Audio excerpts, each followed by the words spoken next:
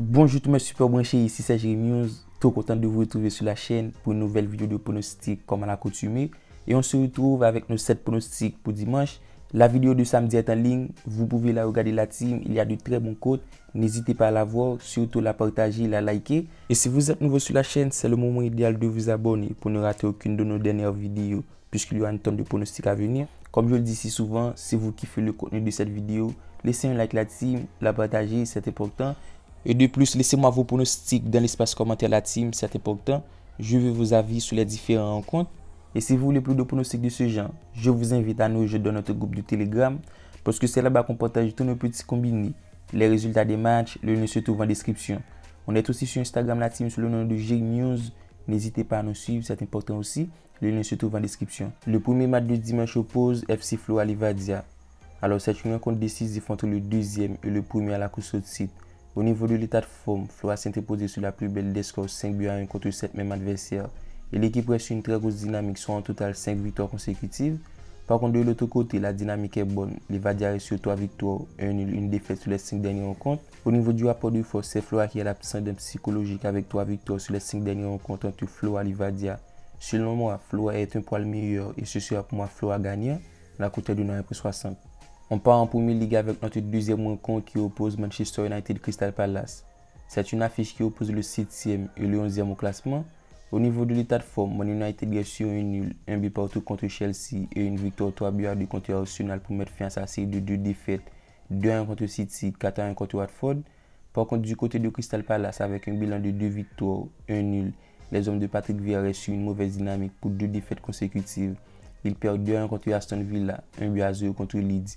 Et face à Manchester United qui commence à retrouver un vrai niveau de jeu, un jeu cohérent. Et malgré l'arrivée de nouveaux entraîneurs, je vous mets United gagnant, une belle value à 1,55.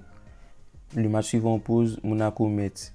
Alors on a les Monégasques qui commence le mois de décembre de la plus belle des façons, avec une victoire 3-1 contre Angers pour mettre fin à sa série mitigée en Ligue 1, avec 3 nuls, une défaite, une victoire et se retrouve en 7e position. Alors que de l'autre côté, Metz au niveau de l'état de forme reste sur une défaite 3-1 contre Montpellier et reste sur les 3 dernières rencontres avec 3 nuls, une victoire et une défaite. Selon moi, Monaco pas favori pour ce match et avec un effectif au grand complet, je vous mets Monaco gagnant, la cote est de 9,34. On part en Italie avec notre 4e rencontre qui oppose Spezia Sassuolo. Alors c'est une rencontre du matin à début, on a 2 formations qui jouent très bien en attaque et qui encaissent dans la majorité de ces rencontres. Du côté de Spezia, c'est un bilan catastrophique pour 4 défaites.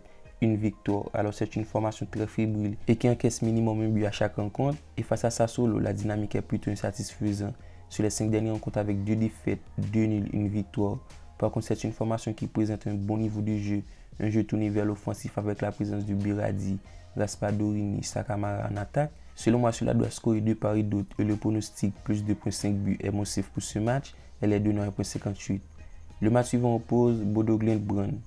Du côté de Bodo-Glimt, au niveau de l'état de forme, l'équipe reste sur un nul.